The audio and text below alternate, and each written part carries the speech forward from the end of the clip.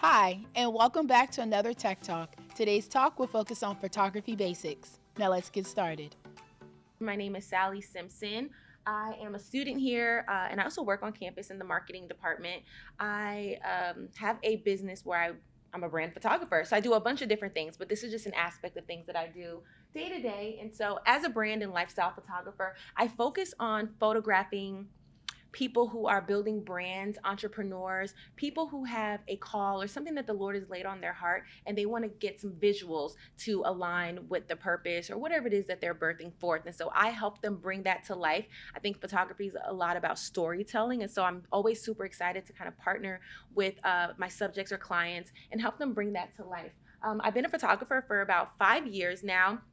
And it's something that I absolutely love. My favorite thing about it is that I get to help people see themselves in a way that they don't typically get to see themselves. A lot of times people look at their photographs and they're like, "Oh my God, is that me?" And I'm like, "Yes, it is." And so sometimes we don't see ourselves. And so with photographs, you have an opportunity to do that. So that's one of my favorite things about photography. Another thing, just to share, so these are some of the photos that I've taken. I've actually done the cover of the DTS magazine just a couple years ago, where our dean of the Houston campus, Pierre Cannings, and his father were our subjects for that photo. So it's one of my favorite photographs, and so I just get an opportunity to do things like that. I also shoot events, weddings, I mean, all types of things. And so today I'm just going to break down the basics of photography. This is one of my favorite things to talk about because I think when people hear photography, they think it's a little more complex and it's complicated, but I'm going to break it down in a way where it's very easy and simple to understand, where you will walk away from this. At least my hope is that you walk away from this feeling empowered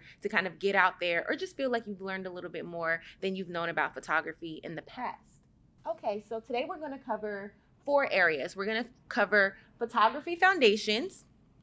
So this is the basics of photography, tips on portraits, beginner editing skills, and things like that. And then lastly, we're going to talk about tools, storage, and organization. So let's get into it. All right, so what is photography? So photography is basically the art and practice of taking and processing photographs. Pretty simple. But the word photography literally means drawing out light, right? A photo is created by how light hits your subject, right? And so at the simplest level, when you are doing photography, you're basically just capturing light. It's the art of capturing light to create an image, right? Which is essentially your photograph. And so every photo that you've taken or every photo that you've seen has come down to three primary things. It's come down to the subject, the light, and the photographer's perspective. So the subject, light, and the photographer's perspective. Those are the primary elements of photography. Now, light is the most important thing, and we're going to talk about that a little bit later, but that's basically because it shapes how everything looks in the photograph. Your subject, that's what you're capturing, and your perspective as the photographer, this is your point of view. You get to shape what this is going to look like based on what you see. So you'll see photographers do different angles and things like that because the photograph is based on their perspective. And once you start paying attention to those things, you'll start to notice a shift in your photographs because you'll start to notice that they'll improve a little bit. And so another area of photography that I think is important, I mentioned earlier, is it's storytelling. The photographs are basically just a high level version of a story that you're sharing. You're capturing moments in time. So that is the essentials of photography. And then I'm just going to jump into different types of photography. So there are an array of types of photography. I'm just going to touch on just a few here that we have here. So the first I'm going to touch on is sports photography. And sports photography is all about capturing action in the moment. So this can be anything from a soccer game, a basketball game, someone running, somebody working out. The goal with sport photography is to freeze a moment where somebody's moving really, really fast, which can be challenging, but we're going to talk about that a little bit later. Another type of photography is shooting animals. I have a friend who is a bird photographer, so her focus and her focus is all birds. She loves to shoot them. She catches them at certain angles, and she does a phenomenal job. So that's an area of photography that people don't really talk about. Beauty is also a focus. My mentor is actually a beauty photographer, and that is her bread and butter. She focuses primarily on doing beauty campaigns, focusing on skin, hair, makeup, all of those things. And so they're typically really close-up shots like you see here. Lighting is very important in that type of photography. Also, there's abstract photography. Abstract photography is more creative, is less about capturing something or someone, but it's more about just capturing whatever it is that you see. So it could literally be anything. And then there is event photography. So event photography is capturing real moments in real time. So weddings, baby showers, birthday parties, anything, and graduations, all the things. And then portrait photography is one of the most common types of photography, because portrait photography is essentially just capturing people. And so this can be anywhere from professional headshots, like you see here, family photos, brand photography, like I love to do. And so those are just a few of the examples of the types of photography that you can get into. And you don't have to be niche to one. You can do an array of things. So for me personally, I love portraits. I do events. I would love to get into a little bit of beauty. So it's all about exploring what your preference and your needs and your likes are. Okay, so going a little bit deeper, we're going to talk about the types of cameras. And so you'll usually hear about two types of professional cameras. You'll hear about DSLR cameras and you'll hear about mirrorless cameras. So DSLR cameras are more of the traditional. They're a little bit heavier. The way they operate is they have a mirror on the inside of them, which is how you see through the lens. And so, like I mentioned, they're a little bit bigger, they're heavier. Those are the traditional cameras. They also have really great battery life because they're bigger. The other type of camera is mirrorless cameras. So mirrorless cameras are exactly just that. They don't have a mirror on the inside of them. So it's basically a digital preview of the image versus using mirrors. They're also a lot smaller. They're a little bit more modern. And a lot of photographers have been switching over to them. When I started with a DSLR camera, and then I switched over to mirrorless. It was just easier, faster, just easier to handle. And here's an example of a mirrorless camera. It's a lot smaller. So I don't know if any of you have rented maybe like some of the cameras downstairs. I know we've got some DSLR cameras. They're just a little bit bigger and clunkier. So I love a mirrorless camera, but both cameras are amazing. It's really just down to your personal preference, because I have friends who prefer the bigger camera. They think it's easier to hold and to grip onto. And then also, I wanted to talk about just the different brands of cameras. I think most of you have probably seen all, if not most of these brands: Canon, Sony, Nikon, and Fujifilm. These are just some of the top camera brands. So when you're purchasing a camera, you're going to see that these are the cameras that are on the market. And I want to mention that it doesn't matter what brand you go with. You don't need a super expensive camera. You don't need to spend thousands of dollars on your equipment. It's all about just getting started. And so that's just a high level overview of what the type of cameras are. Okay, so I'm gonna jump into lenses. Now, we just talked about cameras, right? And we call that the body, the camera body. But the most important aspect of your camera when you are doing photography, it is not the camera body. It is the lens. The lens is what's gonna give you that crisp photo. So I tell people, like, focus on your lens, not so much the body. That's the most important part. So I'm just gonna talk through different types of lenses. So lenses differ by focal length, which is the distance between the lens and the image sensor. The higher the number, the tighter the focal length, and the more close up the photo will be. And in contrast, the lower the number, the wider the focal length, and the more wide the shots are going to be. So there are two types of lenses. You've got prime lens and you've got a zoom lens. And so a prime lens is basically one focal point. So I have here 35 millimeter, 85, 110. That's it, right? So my favorite is the 85. I love, love, love. It's a good midpoint between the different focal points. And then you've got zoom lens. So a zoom lens does just what it says. It zooms between focal points. And so, for example, I have here the 24 to 70 millimeter or the 70 to 200 millimeter. So that means you can start at 24 and then go to 70, or you can start at 70 and go to 200. And so I find that prime lenses are good for portraits, where your distance from your subject doesn't really change much. However, I think when it's ideal to use a zoom lens is if you're doing an event, a wedding, something like that, where you need to be able to move around and you're going between focal lengths. You want to be able to have a zoom lens. When we're thinking of wide angles versus tight angles, wide gives you more perspective of the room. Again, large groups, events are ideal. And then when you do a tighter, like for instance, the 110 millimeter, that's what you're going to use if you're doing headshots or if you're doing some sort of beauty campaign or any sort of portrait where you want to get really good detail. So that is the basics of the camera lens. Again, the camera lens is the most important thing. It's not the body. So I just wanted to make sure I shared that.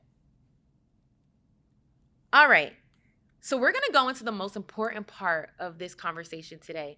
So I've talked to you all about the basics of it. I've talked to you about cameras and lenses. But when you are getting into photography, I think the most important thing for people to understand is the exposure triangle. Because again, we talked about how light is the most important thing. Where how the light captures your subject is what gives you that great photograph. And so we need to understand, how does light work with the camera. So there's three areas of the exposure triangle. There's ISO, there's aperture, and there's shutter speed. ISO controls the sensitivity to light. That's what it does. Now, aperture is simply how large the opening of the lens is. So you could think of it like the iris of the eye. So it gets wide and it gets tight. And then shutter speed is how long the shutter is open. And of course, the longer it's open, the less light is in, the shorter it's open, the more light, right? So all of these areas have something to do with light. Okay, so every time you change one setting, you're affecting light, so you'll have to adjust another. Think of it like there's three sliders that are controlling light. And if you move one up, you might have to move another one down just a little bit, because your goal is to keep everything balanced, right? That is your goal. So I'm just gonna go into each one for you just to give you an example. So this is ISO.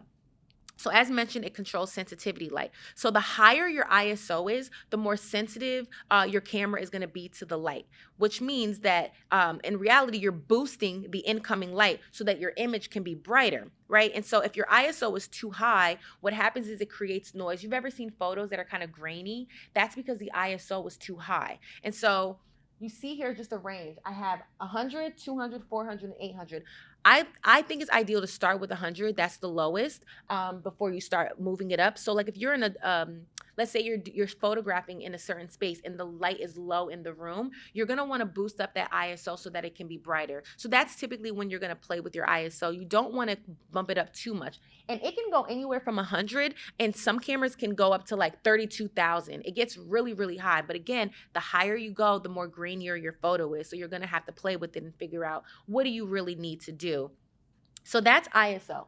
Next, we have shutter speed. Now, shutter speed is how long the shutter is open. The longer the shutter is open, the more light reaches the sensor, which means it's longer, and it makes the photos in motion blurry. The other on the alternative side is, the shorter the duration of time that the lens is open, the less light comes into it, and that makes it shorter. So then photos that are in motion, they begin to freeze. So example you see here. So this 1/10, right? This is a shorter length. So because of that, the photo is going to be blurred. So if you're getting a subject that's moving and your shutter speed is too low, your subject is going to be blurry. But if you know that you're photographing something moving, like a sports event or something like this where people are moving, you want to make sure that your shutter speed is low enough, because 1/10 is higher. You want to make sure it's low enough so that your subject can be frozen in motion. So that's the thing. So I think when you are taking photos, you want to think about, what is my point here? What am I capturing? What is my subject? And that's how you're going to determine what you want to prioritize between ISO, shutter speed, and aperture. So again, this is shutter speed. This is what you're going to want to change and move around when you're dealing with moving subjects. Next, we have aperture. Okay, so this is my favorite one. So aperture is simply how large the opening of the lens is, and I mentioned similar to the iris of the eye.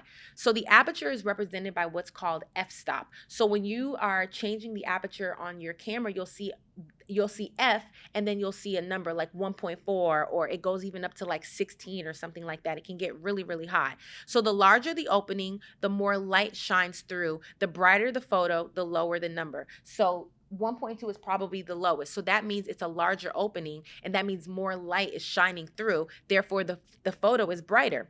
Now, the smaller the opening, the less light is shining through, which makes the photo a little bit darker, but it also means the number is higher. Now, the difference between these is, yes, the number will be higher, but it makes your photo a little bit more crisp. The trade-off with a low aperture is you get this blurred, beautiful background. So I don't know if y'all are familiar with a bokeh background. That's where the background, like in this photo, where the background is like blurry and it's very creamy. I say that this is my favorite because that's what I like to shoot in. I'm a portrait photographer, so I love shooting with a low aperture so the background can be very blurred out. I just think it makes the subject pop. However, alternatively, if you have a higher aperture, your background may not be blurred, but your photograph is going to be crisp. It's going to be highly focused. So a lot of beauty photographers will shoot really, really high. But remember, the higher it is, the less light, which means you either need additional lighting or you might need to play with your ISO and your shutter speed so that more light can get into the photo. Okay. So again, that is, I would say, the most important thing. If you don't take anything away from this class, I would try to remember those 3 tips. And they all work together. Okay, so moving on, we're going to talk about light. Light is your best friend. As mentioned, at the basic level, photography is just capturing light. That's basically what it is. So every good photo that you've seen, every photo that has stood out and made you say, oh my gosh, this is a great picture, it means that the light was hitting the subject just right. And so another thing that I want to make sure that y'all take away from is how important lighting is, right? You'll instantly see the difference if a photograph is not well lit or well illuminated. And so here I'm just going to talk through the types of light. Natural light is number 1. That's shooting outside using the sun as your light source. That's my favorite way to shoot because it just gives the most natural light for the subject. However, sometimes you're fighting against the sun. The sun is moving. It could be cloudy outside, all the things. So it could be a little temperamental. Alternatively, you have studio light. This is when you are shooting in a studio, sometimes headshots or things like that. You have artificial light, big soft boxes, things like that with the diffusers. Great source of lighting. It's a more controlled source of lighting because you don't have to deal with the sun. You can control how bright, how light, what direction it's going to hit, all of the things. Then you have external light. And so external light is something like this. So here I have my speed light. And so this is more like if you are in a situation or a shoot where you're not able to bring your big studio light, but you also can't shoot outdoors, maybe it's too dark. You put this on your camera and it emits a certain amount of light. Now, it's not going to be as bright as studio light, but it gets the job done, especially for events and weddings and things like that. And so that is external lighting. And some people even will hold up a light while they're shooting, experts, because I mean that's challenging to be holding your camera and then holding a light at the same time. And so I think it's important to talk about bad lighting. So essentially bad lighting is either overexposed or underexposed photographs. And this photo here is a good example of it. So here I have bad lighting. Bad lighting is she's underexposed. There's a lot of shadows on her face. She doesn't look well lit up. The subject is not well illuminated. And some people might say this isn't a bad picture until you see what good lighting looks like. Now, good lighting, you see she's well illuminated. There are no shadows on her face. You can see the definition in her features, all of the things. That's because the light is hitting the subject exactly the way it should be. And there are times where you're going to take photos where you are either over or underexposed, but that's the beauty of editing because sometimes you can just edit that out. But there are times where you might not be able to. So the goal is to make sure that you focus on good lighting. So just a tip when you're focusing on lighting is you want to make sure, let's say the sun is over here and you're shooting outdoors. You want the light to hit your subject. So if you're trying to position where you're going to put your subject and the light is over here, you're not going to have your subject facing this way. The light is then behind them. You want your subject to be facing the light so that they are well lit up and well illuminated. Again, that's natural light. If you're dealing with studio light, then you can play with it a little bit. You have diffusers because sometimes studio light can be harsh. So again, even thinking about this type of light, I have here a diffuser. So a lot of times when I'm shooting with this light, I'm never going to have it like this. Because what that's going to do, it's going to be, because it's not natural light, it's harsh. It's going to hit directly at your subject. Sometimes it could be overexposed. It's going to create a glare. What I do is I always point it up, and especially if I have like a white ceiling or something up here, I shoot it up so that the light bounces off the white of the ceiling, and then it creates like a diffused natural light that lights up my background, or excuse me, my subject. And so when you're dealing with studio light, you're not going to go right at it. Or even when I'm shooting headshots and I have my big studio lights, I have it kind of high up and I point it down just a little bit. But you never shoot studio or external light directly at your subject because you want it to be natural. So that is the basics of lighting. Moving on. Okay, so we're going to talk a little bit about editing. Now, editing it can be pretty it can be pretty complicated, and there are a lot of elements to it. So for today's session, we're just going to talk about the super basic bare minimum of editing, what will help you just kind of take your picture from this is a good picture to this is a good picture. So before I even get into that, I want to mention when you are shooting and you're taking photos, it is ideal to take photos in raw format because you excuse me, you have the option to shoot in raw or JPEG.